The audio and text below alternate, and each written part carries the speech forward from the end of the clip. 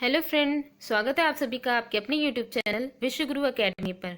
तो दोस्तों, हम सभी ने अपनी पिछली वीडियो में हिंदी की वर्णमाला टॉपिक को कंप्लीट कर लिया था और अब हम लोग इस वीडियो में अपने दो टॉपिक हैं संज्ञा और सर्वनाम, उसे पूरा करेंगे, उसे पढ़ेंगे, समझेंगे। ठीक है दोस्तों, अगर आप UPSC, PCS, BTC, BEd, TET, super TET, railway या अदर किसी भी कॉम्पिटिटिव एग्जाम्स की अगर आप तैयारी कर रहे हैं तो इन वीडियोस को ज़रूर देखिएगा, क्योंकि हमने पूरी कोशिश की है कि जितने भी कॉम्पिटिटिव एग्जाम्स में इंपॉर्टेंट पॉइंट्स पूछे जाते हैं उन्हें इसमें उन सभी पॉइंट्स को इन वीडियोस में हमने कंप्लीट करने की, उसे इंक्लूड करने की कोशिश की है।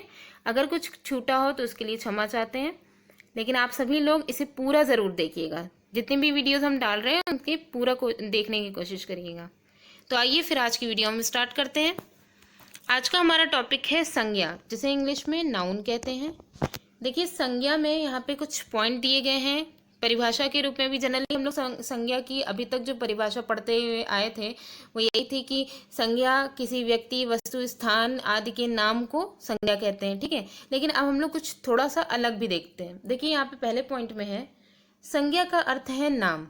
विश्व में जितने भी व्यक्ति और वस्तुएं हैं उनका कोई ना कोई नाम है जिसे संज्ञा कहते हैं। मतलब विश्व में जितनी भी वस्तु, व्यक्ति या स्थान जो भी है जिसका नाम है, जिसे पुकारा जा रहा है किसी भी नाम से, तो वो सब क्या है? संज्ञा है।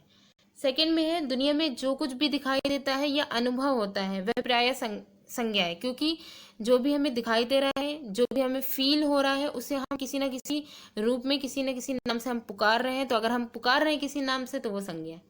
ठीक है, तो ये जनरल एक जानकारी थी संज्ञा के बारे में। अब हम मेन इसका देखते हैं, संज्ञा के भेद। संज्ञा के भेद में यहाँ पे देखिए कुछ पॉइंट्स हैं।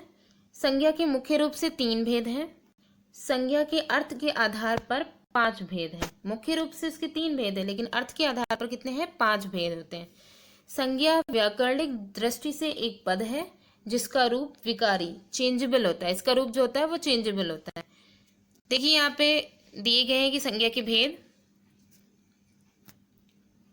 संज्ञा का क्या बताया था हमने कि मुख्य रूप से 3 प्रकार की होती हैं: व्यक्तिवाचक संज्ञा, जातिवाचक संज्ञा और भाववाचक संज्ञा। और अर्थ के आधार पर इसके 5 भेद हैं। यानी इसकी जो जातिवाचक संज्ञा है उसके 2 भेद और है, समूहवाचक संज्ञा और द्रव्यवाचक संज्ञा। ठीक है, तो इस प्रकार संज्ञा के अर्थ के आधार पर 5 भेद हैं। तो आइए इसका एक बार डिस्क्रिप्शन भी देख लेते हैं। पहला है हमारा व्यक्तिवाचक संज्ञा। व्यक्तिवाचक संज्ञा में है कि जिस शब्द से किसी एक ही व्यक्ति या वस्तु का बोध हो उसे व्यक्तिवाचक संज्ञा कहते हैं। ठीक है, किसी एक ही व्यक्ति या वस्तु का बोध हो। उदाहरण के तौर पे प्रयाग, संध्या, काशी, आगरा, गंगा, रामायण आदि, ये सब क्या है? व्यक्तिवाचक संज्ञा के अंतर्गत आएंगे। इसमें प्रयाग किसी स्थान का नाम है, काशी भी किसी स्थान का नाम, आगरा भी, गंगा नदी का नाम है, रामायण पुस्तक का नाम है। ठीक है, नेक्स्ट आते हैं, सेकंड है हमारा जातिवाचक संज्ञा। जातिवाचक संज्ञा में जिस शब्द अथवा नाम से किसी व्यक्ति अथवा वस्तु की समस्त जाति का बोध हो, पूरी इसकी जाति का बोध हो परंतु किसी समूह का बोध ना हो। पूरी जाति का बोध हो लेकिन किसी समूह का बोध ना कराता हो, उसे जातिवाचक संज्ञा कहते हैं। जैसे कि यहाँ पे उदाहरण देखिए, उदाहरण में है नदी। मतलब यहाँ पे जैसे नदी है, नदी पूरे देश में जितनी भी नदियां हैं उन सबको हम नदी ही कहेंगे। ठीक है, उन्हें समुद्र या जो है और कुछ नहीं कह देंगे। ठीक है, और अगर इनका जितनी भी नदियां, जैसे कि कानपुर में बहने वाली नदी, लखनऊ में बहने वाली नदी, और जो है आगरा और जितनी भी जगह पे अलग अलग नदियां बह रही हैं, उन सब के अगर नाम लिए जा रहे हैं तो वो व्यक्तिवाचक संज्ञा के अंतर्गत आ जाएंगे। लेकिन अगर उन्हें नदी कहा जा रहा है तो सभी जितनी भी नदियां हैं वो सब क्या किस में आएंगी? जातिवाचक संज्ञा में। उसी तरीके से पहाड़ आएंगे, शहर, अलग अलग शहर हैं, सबके अपने अपने नाम है। अगर नाम दिया जा रहा है तो व्यक्तिवाचक संज्ञा, अगर सिर्फ शहर बोला जा रहा है तो जातिवाचक संज्ञा में जाएगा। ऐसे ही देश, पुस्तक, लड़का, पशु, पक्षी, ट्रेन आदि। ठीक है, तो ये सारे क्या है? उदाहरण है जातिवाचक संज्ञा के। इसके बाद जातिवाचक संज्ञा में हमने देखा था कि इसमें 2 भागों में किया गया था। एक था समूहवाचक संज्ञा और एक द्रव्यवाचक संज्ञा। तो पहले समूहवाचक संज्ञा में देख लें, जिस शब्द से किसी व्यक्ति या वस्तु के समूह का बोध हो, समूहवाचक संज्ञा कहलाती है। उदाहरण जैसे भीड़, सभा, मेला, टोली आदि। जैसे सभा है, सभा में बहुत सारे लोग बैठते हैं, तो ये एक समूह को दर्शा रहा है। भीड़ में भी बहुत सारे लोग होते हैं, मेले में तो दुकानें, लोग, पता नहीं क्या क्या, ठीक है। और टोली भी एक ग्रुप है, ये भी। तो ये सारी क्या है, समूहवाचक संज्ञा को प्रदर्शित कर रहे हैं, तो ये इनके उदाहरण हो गए। उसके बाद नेक्स्ट है द्रव्यवाचक संज्ञा। द्रव्यवाचक संज्ञा में देखिए क्या है कि जिस शब्द से नापतौल वाली वस्तुओं का बोध हो वो क्या कहलाती है, द्रव्यवाचक संज्ञा। उदाहरण के तौर पे जैसे कोयला, दूध, तेल आदि। जब भी हम लोग द्रव्यवाचक संज्ञा पढ़ेंगे तो इसमें द्रव्य को 3 पार्ट में पढ़ते हैं, ठोस, द्रव और गैस, ठीक है। तो उसी के हिसाब से यहाँ पे उदाहरण भी दिए गए, कोयला, दूध, तेल आदि। नेक्स्ट है भाववाचक संज्ञा। भाववाचक संज्ञा में देखिए क्या है, जिस शब्द से किसी व्यक्ति अथवा वस्तु के गुण, दशा, भाव, व्यापार, धर्म, अवस्था, स्वभाव आदि का बोध हो, भाववाचक संज्ञा कहलाती है। एग्जाम्पल, उदाहरण देखिए, जैसे दया, बचपन, सच्चाई, खुशबू, क्रोध, काला, छोटा, बूढ़ा आदि, ठीक है। तो भाववाचक संज्ञा वो होती हैं जिनसे जो है गुण, दशा, भाव, व्यापार, धर्म, अवस्था, स्वभाव, इन सब का बोध हो, वो भाववाचक संज्ञा हो जाएंगी। यहाँ पे नोट देखिए क्या है कि जिन नामों, व्यक्तियों, वस्तुओं आदि को हम देख ना सकें, केवल महसूस कर सकें, उन्हें भाववाचक संज्ञा कहते हैं। यानी भाववाचक संज्ञा की एक और यहाँ पे एक एज अ डिफिनेशन ये कहा जा रहा है कि जिन ऐसे नाम या जो है जिन व्यक्तियों या फिर वस्तुओं, उनको हम ना देख ना सकें लेकिन हम उन्हें महसूस कर सके, तो वो भाववाचक संज्ञा है। जैसे कि यहाँ पे दया है, दया को हम ना तो देख सकते हैं, ठीक है, दया को हम देख नहीं सकते लेकिन हम महसूस कर सकते हैं अगर हम किसी के ऊपर दया दिखा रहे हैं। इसी तरीके से है क्रोध, क्रोध को भी हम देख नहीं सकते, हम महसूस कर सकते हैं। खुशबू, सच्चाई का वो बचपन, ठीक है। तो ये सारी चीजें हैं। तो भाववाचक संज्ञा के बारे में ये हो गया। अब हमने क्या किया है, यहाँ पे देखिए एक चार्ट के रूप में इन्हीं सारी संज्ञाओं को, पूरे 5 जो संज्ञा के टाइप्स थे उनको दिखाने की कोशिश की। इसमें कुछ इंपॉर्टेंट पॉइंट्स को भी इंक्लूड किया है, तो आइए देख लेते हैं क्या है। पहले देखते हैं कि संज्ञा के 5 यहाँ पे टाइप्स दिए गए हैं, भेद हैं। पहला है व्यक्तिवाचक संज्ञा। व्यक्तिवाचक संज्ञा में कुछ पॉइंट्स हैं, इनका बहुवचन नहीं बनता है। व्यक्तिवाचक संज्ञाएं जो होती हैं उनका बहुवचन नहीं बनता है। जैसे कि यहाँ पर दिया गया है, उदाहरण देखिए, फाहियान, अशोक, श्याम, हिमालय, यमुना, दिल्ली, रामायण, कुरान। अगर हम इनका बहुवचन बनाना चाहें, कि अगर हम चाहें कि दिल्ली का या हिमालय का, तो कई सारे हिमालय हो जाए, तो हिमालय तो एक ही है, ठीक है, उसके कई सारे जो है उसकी पार्ट या उसके और नाम नहीं हो सकते। तो इस वजह से जो व्यक्तिवाचक संज्ञा है उसका बहुवचन नहीं बनता है, ठीक है। और फिर इसके बाद दूसरा दिया गया, इनका जो है रूप बदल सकता है। व्यक्तिवाचक संज्ञा जो होती है इसका रूप बदल सकता है, कैसे, जैसे कि मान लीजिए यहाँ पे हम 2 नदी ले रहे हैं, ठीक है। नदी में लखनऊ में बहने वाली और कानपुर में बहने वाली। तो मान लीजिए लखनऊ में जो नदी बह रही है उसका नाम, क्या मतलब, लखनऊ में बहने वाली जो नदी है वो है गोमती, और कानपुर में जो है गंगा बह रही है, ठीक है। तो ऐसे ही मतलब कि अलग अलग जगहों पे, जगह के हिसाब से, शहरों के हिसाब से नदियों के नाम अलग अलग हैं, तो इनका क्या है, इनका रूप बदल सकता है व्यक्तिवाचक संज्ञा। यानी कि यहाँ पे गंगा नदी और जो गोमती नदी है, इनका ये व्यक्तिवाचक संज्ञा में आ रहा है क्योंकि इनके नाम दिए जा रहे हैं, है दोनों ही नदी ही, ठीक है, लेकिन नदी है लेकिन इनका रूप बदल गया है, ठीक है। ऐसे ही लड़का और लड़की में भी हो जाता है, इनका नाम चेंज कर दिया जाएगा, जेंडर चेंज कर दिया जाएगा। तो ये है व्यक्तिवाचक संज्ञा में ये जो 2 पॉइंट हैं बहुत ज़रूरी है कि इनका बहुवचन नहीं बनता है और इनका रूप बदल सकता है, ठीक है। फिर आते हैं नेक्स्ट पे, जातिवाचक संज्ञा। जातिवाचक संज्ञा में क्या है, इनका बहुवचन बन सकता है। जैसे कि यहाँ है लड़का, ठीक है, लड़का एक लड़का और लड़के कई लड़के, तो इनका जातिवाचक संज्ञाओं का बहुवचन बन सकता है। जैसे पुस्तक, पुस्तकें, नदी, नदियाँ, ठीक है। उसके बाद है इनका रूप नहीं बदलता है। इनका रूप नहीं बदलता है, जैसे कि अगर 4-5 लड़के अगर खड़े हैं तो उन 4-5 में कोई मोटा होगा, कोई पतला, काला और पतला दुबला ऐसे होंगे, ठीक है, लेकिन चारों और जितने भी 4-5 लड़के खड़े हैं सबको हम लड़का ही कहेंगे, ठीक है, सभी जितने भी हैं उनको हम लड़के ही कहेंगे। तो इनका रूप नहीं बदलता है कि हम उनको किसी एक को हम लड़की नहीं कह सकते या कुछ और नहीं बोल सकते, ठीक। तो इस वजह से जो जातिवाचक संज्ञाएं होती हैं उनका बहुवचन बन सकता है और इनका रूप नहीं बदलता है, ठीक है। तो इनके उदाहरण में लड़का, लड़के, पुस्तक, पुस्तकें, नदी, नदियाँ, पर्वत और ग्रंथ आदि, ये सारे आ जाएंगे। नेक्स्ट है समूहवाचक संज्ञा। समूहवाचक संज्ञा में क्या है, ये समूह का बोध कराती हैं। समूहवाचक संज्ञा एग्जाम्पल देख लेते हैं इनका। क्या है उदाहरण में, कक्षा, कक्षा में पूरी कक्षा में जितने भी स्टूडेंट्स हो जाएंगे सब।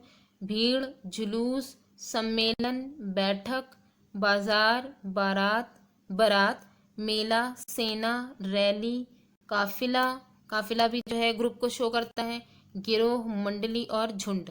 ठीक है, तो ये सारे जितने भी उदाहरण दिए गए ये सब किसको प्रदर्शित कर रहे हैं, समूह को प्रदर्शित कर रहे हैं, इसलिए ये सब समूहवाचक संज्ञा के अंतर्गत आएंगे।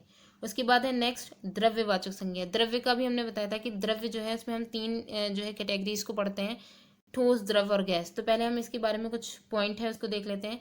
इनका सामान्यतः बहुवचन नहीं बनता है। जो द्रव्यवाचक संज्ञा होती है इनका बहुवचन सामान्यतः नहीं बनता है, लेकिन अगर बनेगा तो इसमें कारक चिन्हों के कारण ही बनेगा। कारक चिन्ह इनमें शामिल हो जाएंगे तभी इनका बहुवचन बनेगा। इनकी अवस्थाएं, तीन अवस्थाएं होती हैं, ठोस, द्रव, गैस। ठोस में उदाहरण है लोहा, तांबा, द्रव में पानी और तेल, गैस में धुआं, धुंध और कोहरा। ठीक है, तो ये इनके उदाहरण हो गए। अब लास्ट वाला जो है वो है भाववाचक संज्ञा। भाववाचक संज्ञा जो है इसमें पहले पॉइंट देखते हैं क्या है, इनका बहुवचन नहीं बनता है। जिस तरीके से द्रव्यवाचक संज्ञा का बहुवचन नहीं बनाता है वैसे इसका भी। यदि इनका अगर हम बहुवचन बनाए तो जातिवाचक संज्ञा जो है वो सॉरी अगर हम भाववाचक संज्ञा, पहले तो इनका बहुवचन बनता नहीं है, अगर हम इनका बहुवचन बनाएंगे तो ये जातिवाचक संज्ञाओं के समान प्रयुक्त होंगी। ठीक है, जैसे कि एग्जाम्पल देख लेते हैं। जैसे विशेषता है, विशेषता भाववाचक संज्ञा है, इसका जब हम बहुवचन बनाते हैं तो हो जाएगी विशेषताएं, और जब विशेषताएं ये बनता है तो ये जो है इसको हम जातिवाचक संज्ञा कहते हैं। मतलब कुल मिलाकर के इसमें जो इम्पोर्टेंट पॉइंट्स थे वो ये थे कि जो व्यक्तिवाचक संज्ञा है उसका बहुवचन नहीं बनता है। ठीक है, जातिवाचक संज्ञा जो होती है उनका बहुवचन बनता है। समूहवाचक संज्ञा में कुछ दिया नहीं गया, बस डायरेक्टली उदाहरण है। द्रव्यवाचक संज्ञा में बहुवचन नहीं बनता है, लेकिन अगर बनेगा तो कारक चिन्हों के कारण बनेगा। और भाववाचक संज्ञा में बहुवचन इसमें भी नहीं बनता है, लेकिन अगर बनेगा तो ये भाववाचक संज्ञा जातिवाचक संज्ञा की तरह प्रयुक्त होगी। ठीक है, बस। और कुछ अलग पॉइंट जो है वो व्यक्तिवाचक संज्ञा का रूप बदल सकता है और जातिवाचक संज्ञा का रूप नहीं बदल सकता, इतना है। बाकी सबके उदाहरण दिए गए। बहुत ही इंपॉर्टेंट ये जो है जो चार्ट है बहुत ही इंपॉर्टेंट है। ठीक है, नेक्स्ट देखते हैं। नेक्स्ट में सबसे पहले यहाँ पे नोट दिया गया है, इसको देख लेते हैं। अनेक भाववाचक संज्ञाएं जैसे व्यक्तिवाचक, भाववाचक संज्ञाएं व्यक्तिवाचक, जातिवाचक संज्ञा, सर्वनाम, क्रिया विशेषण, क्रिया विशेषण तथा अवयवों में प्रत्यय लगाकर बनती है। मतलब यहाँ पे बता रहे हैं कि बहुत सारी जो भाववाचक संज्ञाएं हैं वो व्यक्तिवाचक, जातिवाचक संज्ञा, सर्वनाम, क्रिया विशेषण और अवयव, इनमें अगर हम प्रत्यय लगा दें नीचे जो ब्रैकेट में दिए गए हैं तो वो सभी भाववाचक संज्ञा में बदल जाएंगे। ठीक है, प्रत्यय देखिए ई, त, ता, पन, हट, वर, पा, क, व, सा और आधनाता, ये सारे प्रत्यय दिए गए हैं। इन्हें लगा करके हम ये सभी जितने भी ग्रुप हैं उनसे हम भाववाचक संज्ञाएं बना सकते हैं। इन्हें हम चार्ट में भी देखें एक बार कि कैसे बन रही है। तो यहाँ पे है निम्न प्रकार की भाववाचक संज्ञाओं का निर्माण। पहले देख लेते हैं। देखिए, व्यक्तिवाचक संज्ञा से भाववाचक संज्ञा कैसे बन रही है। एग्जाम्पल यहाँ पे है शिव। शिव जो है वो व्यक्तिवाचक संज्ञा है, इससे भाववाचक संज्ञा क्या बन रही है, शिवत्व। तो शिव से शिवत्व। ठीक है, गांधी से गांधीवाद, हिटलर से हिटलरशाही। हिटलरशाही भाववाचक संज्ञा है, हिटलर व्यक्तिवाचक संज्ञा है। अब जातिवाचक संज्ञा से भाववाचक संज्ञा बनाना है। तो जातिवाचक संज्ञा में जो लड़का है ये जातिवाचक संज्ञा है, और उससे लड़कपन जो है वो क्या है, भाववाचक संज्ञा। सेकेंड में मित्र से मित्रता, मानव से मानवता। सर्वनाम में अपना सर्वनाम है, उससे अपनापन जो बन रहा है ये अपनापन क्या है, भाववाचक संज्ञा है। मम से ममता, अहम से अहंकार। फिर है क्रिया। क्रिया में देखिए सजाना जो है वो क्रिया है, और उससे सजावट जो बन रही है ये क्या है, भाववाचक संज्ञा। बहना बहाव, लिखना लिखावट, दौड़ना दौड़। विशेषण में भोला विशेषण है, और भोला से क्या बन रहा है, भोलापन। तो भोलापन क्या है, भाववाचक संज्ञा है। सरल से सरलता, नम्र से नम्रता, मीठा से मिठास। तो ये यहाँ पे हो गए व्यक्तिवाचक संज्ञा से भाववाचक कैसे बनी, जाति से कैसे भाववाचक बनी, सर्वनाम से, क्रिया से और विशेषण से। लास्ट है अवयव से। यहाँ पे जो सम है ये अवयव है। ठीक है, सम से भाववाचक संज्ञा क्या बन रही है, समता। मिथ्या से मिथ्यत्व, यहाँ पे देखिए प्रत्यय लगे हुए हैं। ये सम में ता प्रत्यय है और मिथ्या में तो प्रत्यय है, समीप में समीप्य। ठीक, तो ये क्या था, अवयव से भाववाचक संज्ञा बन रही थी। ठीक, तो यहाँ पे निम्न प्रकार से भाववाचक संज्ञाओं का हमारा निर्माण भी हो गया। ठीक है, लास्ट पॉइंट देख लेते हैं। लास्ट पॉइंट इसमें दिया गया है संज्ञाओं का परिवर्तन। संज्ञाओं का परिवर्तन सिर्फ एक ही प्रकार से यहाँ पे जो है मतलब बताया गया है कि जातिवाचक संज्ञा का व्यक्तिवाचक संज्ञा में परिवर्तन कैसे कर रहे हैं। उदाहरण के तौर पे हम लोग देखते हैं। पहला दिया गया है उदाहरण में कि पंत जी उत्तर प्रदेश के पहले मुख्यमंत्री हैं। तो यहाँ आप बोल रहे हैं जातिवाचक संज्ञा से व्यक्तिवाचक संज्ञा में परिवर्तन। पंत जी जो है यहाँ पे दे दिया गया है, ये एक जातिवाचक है। जातिवाचक संज्ञा कैसे है, कौन से पंत जी हमें नहीं पता। ठीक है, बस पंत जी दे दिया गया है क्योंकि पंत बहुत सारे लोग जो है अपने नाम के सरनेम में लगाते हैं। ठीक, अब यहाँ पे ये बता रहे हैं पंत जी उत्तर प्रदेश के पहले मुख्यमंत्री। तो पहले मुख्यमंत्री जो होंगे उनका स्पेसिफिक नाम होगा। उनका जो नाम है वो है गोविंद बल्लभ पंत। तो इनके ये जो नाम है गोविंद बल्लभ पंत, ये क्या है, व्यक्तिवाचक संज्ञा है। ठीक है, और पंत जी क्या था, जातिवाचक संज्ञा। तो यहाँ पे जाति से व्यक्तिवाचक संज्ञा में परिवर्तन हो गया। सेकंड है गांधी अहिंसा के पुजारी थे। तो यहाँ पे जो गांधी है ये जातिवाचक संज्ञा है क्योंकि गांधी नाम के बहुत सारे लोग हैं। ठीक है, किसके बारे में कहा जा रहा है ये हमें नहीं पता, लेकिन अगर यहाँ पे आगे का देखें तो गांधी अहिंसा के पुजारी थे। तो अहिंसा के जो पुजारी थे वो थे महात्मा गांधी। ठीक है, तो महात्मा गांधी व्यक्तिवाचक संज्ञा है और गांधी जो है वो क्या है, जातिवाचक संज्ञा। तो यहाँ पे हमारा पहला टॉपिक जो संज्ञा वाला था वो कंप्लीट हो गया है। अब हम लोग अपना नेक्स्ट टॉपिक जो था सेकंड सर्वनाम, उसे पढ़ते हैं। ठीक है, उसे डिस्कस करते हैं। देखिए यहाँ पे सर्वनाम जो है उसको इंग्लिश में प्रोनाउन कहते हैं। इसकी परिभाषा और इसमें काफ़ी पॉइंट्स दिए गए हैं, इंपॉर्टेंट है, उन सबको हम डिस्कस करते हैं। पहले परिभाषा देखते हैं। देखिए क्या है, संज्ञा की पुनरुक्ति रिपीटिशन से वाक्य के अर्थ में आई हुई शिथिलता रुकावट को गतिशीलता में परिवर्तित करने के लिए सर्वनाम का प्रयोग किया जाता है। बहुत ही अच्छी डिफिनेशन है। इसे हम एग्जाम्पल के तौर पे समझते हैं। देखिए यहाँ पे एग्जाम्पल ये है कि सोहन एक अच्छा लड़का है, सोहन ने खाना खाया, सोहन सोने चला गया। ठीक है, तो यहाँ पे क्या है कि तीन वाक्य हमने लिए और तीनों में हमने संज्ञा का प्रयोग किया। तो जब हमने संज्ञा का प्रयोग किया तो क्या हुआ कि वाक्य के अर्थ में, जैसे कि संज्ञा की पुनरुक्ति हो रही है ना, उसका रिपीटेशन हो रहा है, तो वाक्य के अर्थ में क्या हुई, शिथिलता, रुकावट आ रही थी कि धीरे धीरे उसकी चीजें जो है मतलब सेंटेंस हो रहे हैं लेकिन रुक रुक करके हो रहे हैं। ठीक है, लेकिन हमें क्या करना है, उसमें स्पीड लानी है। तो हमें गतिशीलता में अगर हमें परिवर्तित करना है तब हम उसमें सर्वनाम यूज करेंगे। अब यही जो तीनों सेंटेंस है ये कैसे चेंज हो जाएंगे, सर्वनाम अगर यूज हुआ तो जैसे कि सोहन एक अच्छा लड़का है, उसने खाना खाया, वो सोने चला गया। ठीक है, तो इसमें उसने और वह सोने चला गया, तो ये दोनों जो सर्वनाम जोड़ने से क्या हुआ, गतिशीलता आ गई इसमें। ठीक, तो ये डेफिनेशन इस एग्जाम्पल के थ्रू क्लियर हो गई। नेक्स्ट देखिए क्या है कि संज्ञा के स्थानापन्न शब्द सर्वनाम कहलाते हैं। यानी कि संज्ञा के स्थान पर बोले जाने वाले जो शब्द होते हैं वो क्या होते हैं, सर्वनाम कहलाते हैं। नेक्स्ट है सर्वनाम व्याकरणिक दृष्टि से एक पद है जिसका रूप कैसा होता है, विकारी होता है। इसका भी सर्वनाम का पद भी जो है, इसका जो रूप होता है वो विकारी होता है, चेंजेबल होता है। उदाहरण देख लेते हैं। जैसे है, तृष्णा ने कहा कि मैं मिठाई लूंगी। तृष्णा कह रही है कि मैं मिठाई लूंगी। ठीक है, तो यहाँ पे जो सर्वनाम यूज किया है वो तृष्णा के लिए हुआ है, वो है मैं। शालू ने संध्या से कहा, शालू संध्या से कह रही है कि क्या वह नहीं पढ़ेगी। यहाँ पे शालू जो है वो संध्या से कह रही है कि क्या वह नहीं पढ़ेगी, तो यहाँ पे जो सर्वनाम का यूज हुआ है वो है वह। ठीक है, नेक्स्ट चलते हैं। अब यहाँ पे जो ये है, ये जो नेक्स्ट पॉइंट है ये बहुत ही इंपॉर्टेंट है सर्वनाम का, खासकर सर्वनाम के भेद। सर्वनाम के भेद तो मुख्यतः 6 भेद होते हैं सर्वनाम के। इसे हमने यहाँ पे भी चार्ट के रूप में पूरा प्रदर्शित किया है। तो आइए एक एक करके हम इसको डिस्कस करते हैं। सबसे पहले पढ़ते हैं पुरुषवाचक सर्वनाम। देखिए सर्वनाम का जो पहला है वो पुरुषवाचक सर्वनाम है। पुरुषवाचक सर्वनाम को 3 पार्ट में डिवाइड किया गया, उत्तम, मध्यम और अन्य पुरुष। उत्तम पुरुष, मध्यम पुरुष, अन्य पुरुष।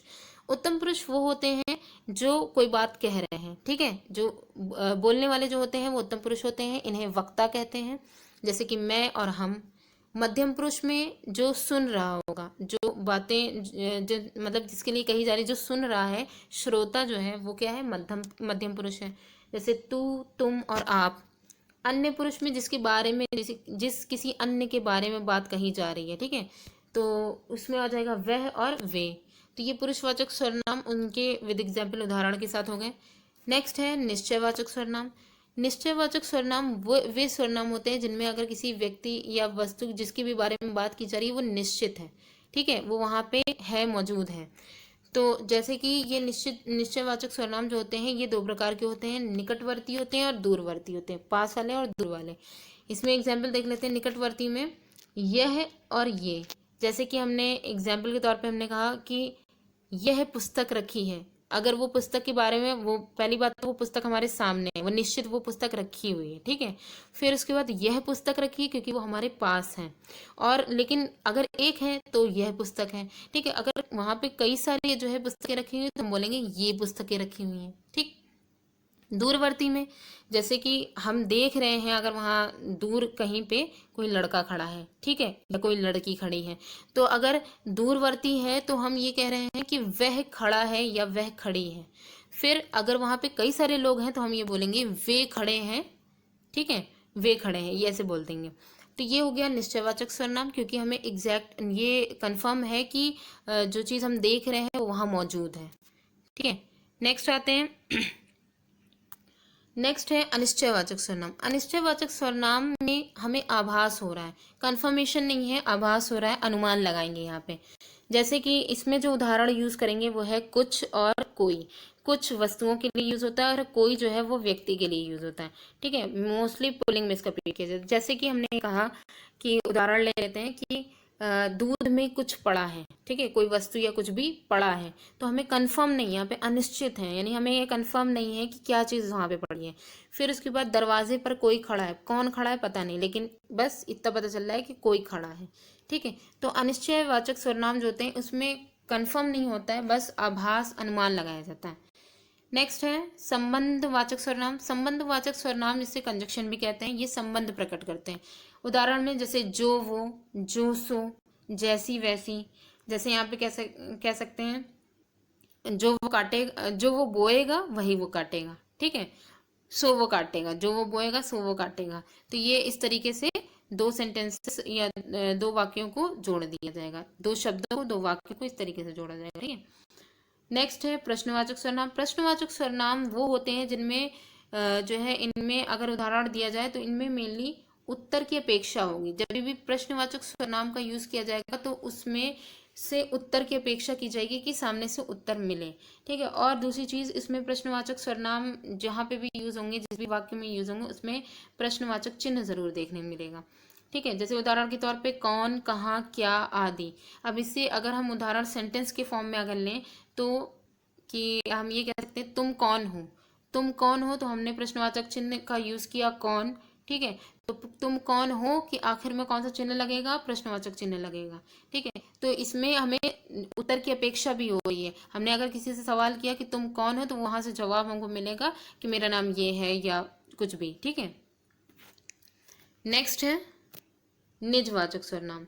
निजवाचक सर्वनाम जो है ये स्वयं के लिए यूज होता है, खुद के लिए यूज होता है, जिसमें खुद के लिए बात की जाए। तो इसके उदाहरण हैं खुद, स्वयं या स्वतः, ठीक है। इसमें आपका भी यूज होता है, लेकिन आपसे पहले अपने का प्रयोग नहीं होता, क्योंकि आपका मतलब ही अपना होता है। अगर आपसे पहले भी अपने का यूज कर लेंगे तो दोनों एक साथ दो सेम मीनिंग के नहीं यूज कर सकते ना, कि आप अपने लिए, ठीक है। तो आप अपने लिए ये दोनों एक साथ नहीं यूज करेंगे। तो ये हमारा सर्वनाम का जो पूरे 6 भेद थे वो पूरा चार्ट की फॉर्म में हो गया। एक बार हम लोग इसको डिस्क्रिप्शन के फॉर्म में भी देख लेते हैं, डिस्क्रिप्टिव फॉर्म में देख लेते हैं। सर्वनाम के भेद देखिए यहाँ पे डिस्क्रिप्टिव फॉर्म में है। पहला है पुरुषवाचक सर्वनाम, वह शब्द जो किसी स्त्री या पुरुष के नाम के स्थान पर प्रयोग किए जाएं, ठीक है, तो वो क्या कहलाएंगे, पुरुषवाचक सर्वनाम। जैसे उदाहरण में मैं, तुम, वह आदि। ये जो होते हैं ये 3 प्रकार के होते हैं। पहला है उत्तम एकल पुरुष। इसमें क्या होते हैं, बात कहने वाला जो होता है वो उत्तम होता है, यानी कि वक्ता जो होता है वो उत्तम पुरुष में आएगा। उदाहरण में मैं और हम होगा। सेकंड है मध्यम पुरुष। मध्यम पुरुष में जिससे बात कही जाए, जो श्रोता होगा, ठीक है, तो वो जो है मध्यम पुरुष में आ जाएगा। उदाहरण में है तू, तुम और आप, ठीक। नेक्स्ट है इसमें अन्य पुरुष। अन्य पुरुष में जिसके संबंध में बात कही गई है वह अन्य पुरुष में होते हैं। उदाहरण के तौर पे जैसे है वह और वे, ये तीन जो थे वो पुरुषवाचक सर्वनाम का हो गया। नेक्स्ट है यहाँ पे नोट। नोट में देखिए क्या है कि बहुवचन के लिए हम आप वे के साथ लोग शब्द लगाते हैं। जैसे कि अगर पुरुषवाचक सर्वनाम है, ठीक है, उसका हमें अगर बहुवचन बनाना है तो इसमें जैसे यहाँ एग्जाम्पल दिया गया है कि हम आप और वे, इनका अगर हमें बहुवचन बनाना है तो इसके साथ हम क्या लगा देंगे, लोग लगा देंगे, तो वो बहुवचन बन जाएगा। जैसे उदाहरण दिया गया है, हम लोग सभी स्कूल आए, सॉरी हम लोग अभी स्कूल आए, मतलब हम लोग में एक लोग नहीं होंगे, कई सारे लोग होंगे, अभी स्कूल आए हैं। ठीक है, तो ये पुरुषवाचक सर्वनाम कंप्लीट हुआ। नेक्स्ट है निश्चयवाचक सर्वनाम। निश्चयवाचक सर्वनाम का क्या कहा गया है कि जिस सर्वनाम में किसी वस्तु का निश्चित होना बोध हो, यानी कि कोई वस्तु जो है वो निश्चित फिक्स, मतलब वहाँ पे वो मौजूद है, ठीक है, तो वो निश्चयवाचक सर्वनाम कहलाएगी। जैसे कि उदाहरण के तौर पे यह, ये, वह, वे आदि, इसके बारे में हम लोग ने चार्ट में भी जो है ठीक से इसका डिस्कस किया था। नेक्स्ट है अनिश्चयवाचक सर्वनाम। इसमें जिस सर्वनाम से किसी वस्तु के निश्चित न होने का बोध हो, ठीक है, उदाहरण के तौर पे जैसे किसी, कुछ, कोई आदि। तो हमने यहाँ पे उदाहरण दिया था कि दूध में कुछ पड़ा है, तो हमें पता नहीं है कि क्या पड़ा है, बस इतना अंदाजा हम लगा रहे हैं, आभास कर रहे हैं कि कुछ पड़ा है। ठीक है, तो ये हो गया अनिश्चयवाचक सर्वनाम।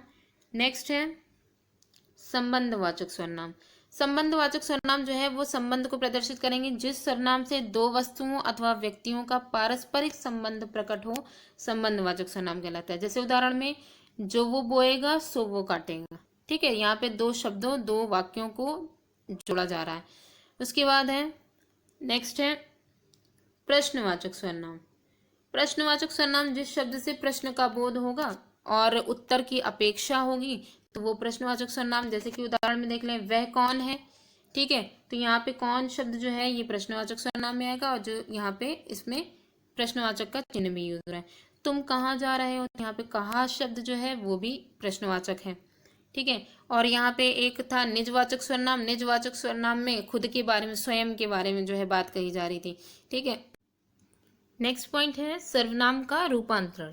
सर्वनाम का रूपांतरण यानी चेंजेस। यहाँ पे सर्वनाम का रूपांतरण पुरुष लिंग और पुरुष लिंग वचन कारक की दृष्टि से हो रहा है। ठीक है, यहाँ पे सर्वनाम का जो रूपांतरण है उसमें जो बदलाव होंगे वो पुरुष लिंग और वचन और कारक की दृष्टि से होंगे। तो आइए देखते हैं किसके बारे में दिया गया है। पहला है लिंग के। लिंग के आधार पर सर्वनाम किसी भी लिंग के लिए प्रयुक्त हो, पुल्लिंग के लिए हो, स्त्रीलिंग के लिए हो, उसका रूप हमेशा एक ही होता है। उदाहरण में देखते हैं, जैसे वह गाता है, तो इसमें गाता है से पता चल रहा है ये पुल्लिंग है, वह गाती है इससे पता चल रहा है कि ये स्त्रीलिंग है। लेकिन यहाँ पे जो सर्वनाम है वो वह दोनों में यूज हुआ है। तो यहाँ पे लिंग कोई भी हो, ठीक है, सर्वनाम का जो रूप है वो हमेशा एक ही जैसा रहेगा। ये लिंग के आधार पर रूपांतरण हो गया। फिर है वचन। वचन में क्या है, संज्ञा के समान सर्वनाम के भी दो वचन होते हैं, एक वचन और बहुवचन। तो उदाहरण में देखते हैं, जैसे संज्ञा में एक वचन और बहुवचन होते हैं, वैसे इसमें भी एक वचन में जो सर्वनाम आएंगे वो है मैं, वह, तू और यह। ये जहां भी आएंगे वो एक को दर्शाएंगे। बहुवचन में हम, वे, तुम, ये। बहुवचन में ये जितने भी सर्वनाम है ये जहां भी आएंगे वो या दो को या दो से ज्यादा को दर्शाएंगे।